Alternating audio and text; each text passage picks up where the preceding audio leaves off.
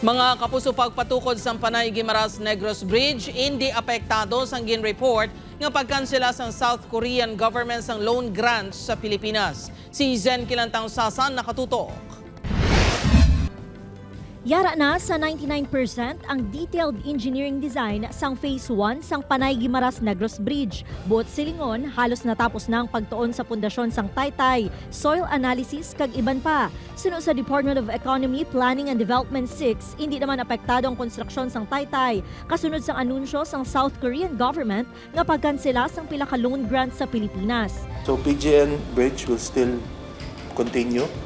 It will still proceed. So we've heard DOF, our Department of Finance, making a statement that this loan does not exist, as mentioned by, I believe it was a Facebook post by South Korean President.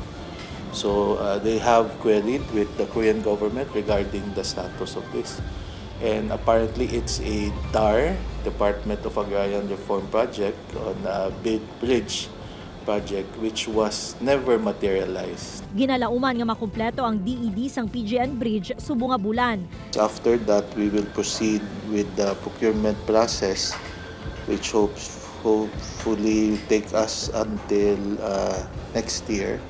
So target construction start will be by June of 2026. Samtang sa Phase 2 sang Taytay nga magakonekta sa Guimaras kag Negros, nagapadayon man ang detailed engineering design. Posible ulihi pa maumpisahan ang procurement kag completion sang proyekto bangod sang kalabaon sang Taytay.